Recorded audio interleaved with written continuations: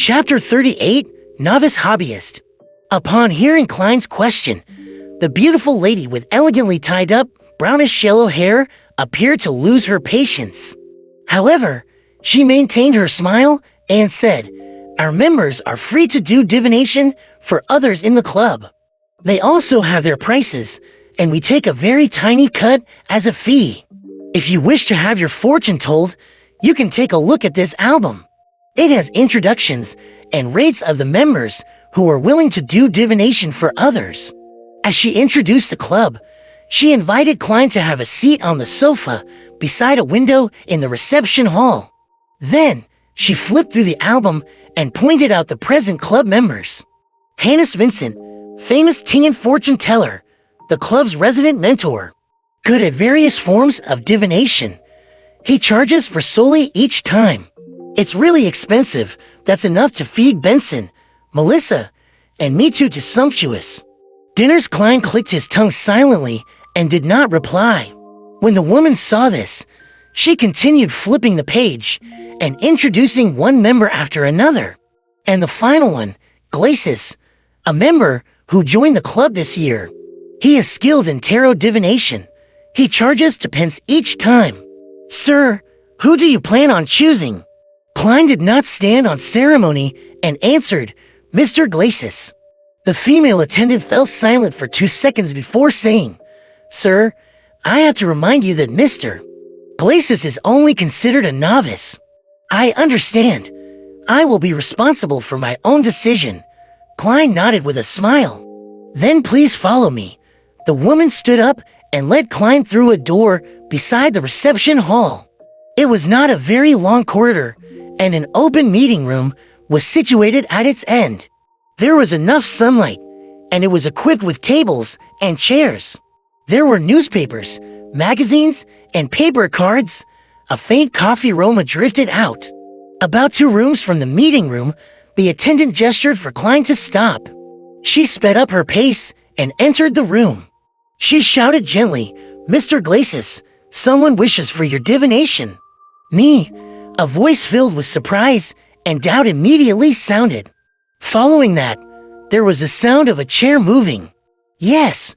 Which divination room would you like to use?" replied the lady, without any emotion. "Topaz room. I like Topaz." Glacis appeared by the meeting room's door and looked curiously at Klein, who was waiting not far away. He was a man in his 30s. His skin was slightly dark, and his pupils were a dark green shade. Under his light, yellow, and soft hair, he was dressed in a white shirt and black vest.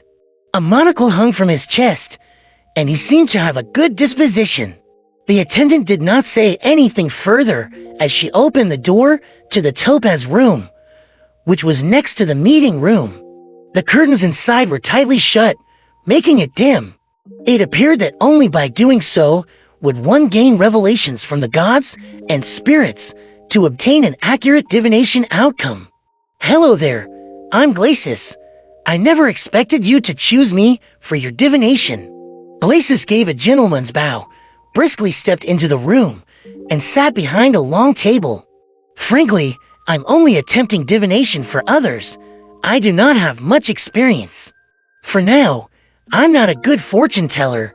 You still have a chance for regret." After Klein returned the bow, he entered and closed the door behind him. By the light seeping through the curtains, he said with a smile, "You are a really honest man, but I'm someone who is very firm on his choices. Please have a seat." Glacis pointed at the seat in front of him and thought for a few seconds. "Divination is my hobby. Heh. In life, one often receives guidance from the divine, but the ordinary person is unable to accurately understand the meaning. This is a reason why divination exists, and also why I joined this club. In this aspect, I still lack confidence. Let's make the divination that follows an exchange a free exchange. How do you like my suggestion? I'll cover the fees the club requires. It's just a 1/4 pence." Klein did not agree or shake his head. Instead, he smiled. "From the looks of it, you have a pretty well-paying and decent job." While he said so, He leaned his body forward slightly. He held his forehead with his right fist and tapped at it twice. "But that does not enhance the accuracy of my divination," answered Glacis humorously. "Does your head hurt? Do you want to divine problems regarding health?" "A little. I wish to divine where an item is." Klein had already thought of an excuse as he slowly leaned back. In his eyes, Glacis's aura clearly presented itself. The orange colors by his lungs were dark and sparse. They even influenced the brightness in other areas. "This is not a symptom of exhaustion," Klein nodded in an indiscernible manner. "Are you searching for a lost item?" Glacis thought for a few seconds before saying, "Then let's do a simple determination." He pushed the neatly stacked tarot cards on the black table toward Klein. "Calm down. Think of that item and ask yourself, can it still be found? While doing so, shuffle and cut the deck." All right, Klein actually did not remember what the ancient notebook looked like. All he could do was repeat the question to himself. Can the Antigonus family's notebook still be found? While he repeated the thought, he skillfully shuffled and cut the deck. Glacis picked the topmost card and pushed it in front of Klein. The card was facing down horizontally. Turn it clockwise until it sits vertical. Then flip it open. If the card is inverted, which means the picture on the card is facing away from you, it indicates that the item cannot be found. If the card is upright, then we can continue the divination and seek its actual location. Klein followed his instructions and turned the horizontal card vertical. He clasped the end of the tarot card and flipped it over. It was an inverted card. "What a pity," Glacis sighed. Klein did not respond because his attention was focused on the tarot card in front of him. The inverted card's picture was dressed in gorgeous clothes and a splendid he. "Address the fool. It is full again. It can't be so coincidental, right?" According to the Hanged Man and Old Neil, divination is the outcome of the communication of spirituality and the spirit world with a higher dimensional me. Tarot cards are only a convenient tool to read what the truth symbolizes. In theory, using any divination item doesn't matter as it doesn't affect the outcome. Klein frowned as he thought for a moment. Can it be divined whether the item is already in the hands of others?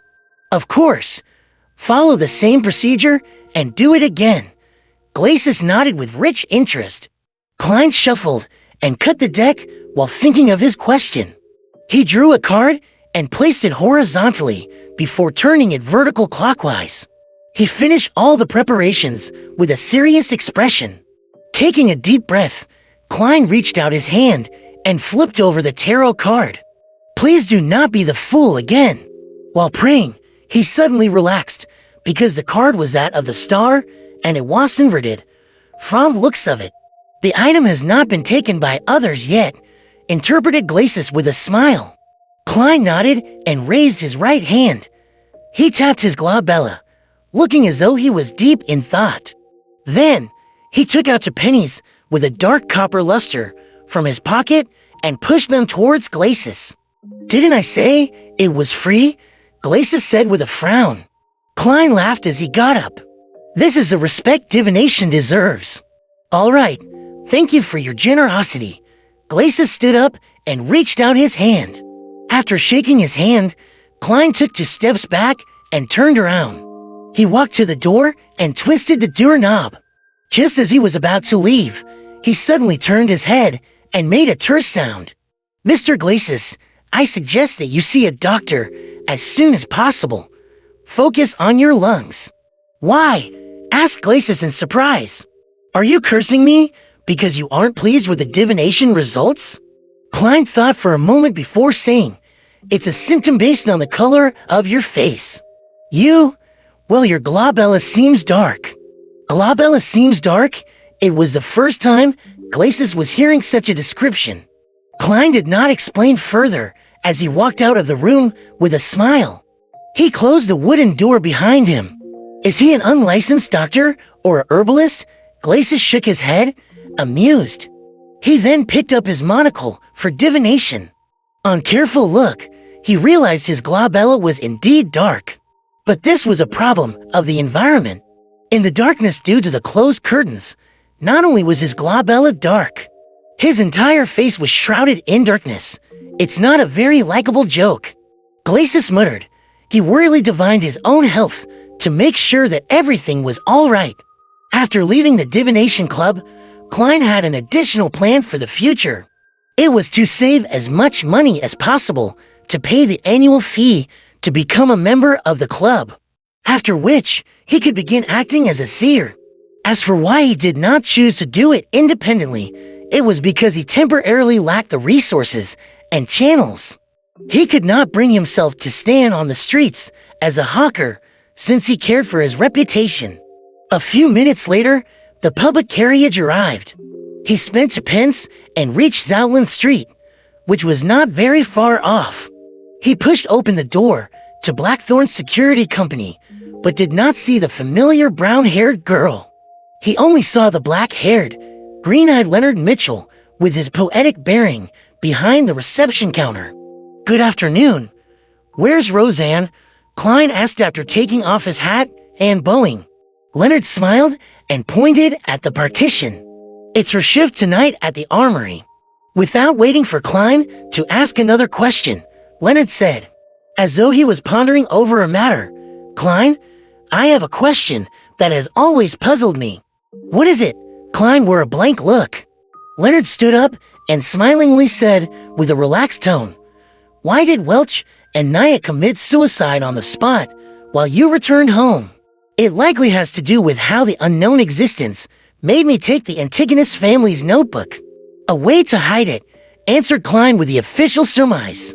Leonard paced around before turning to look straight into Klein's eyes. "If your suicide was meant to silence you and wipe out any clues, why weren't you made to destroy the notebook there and then?"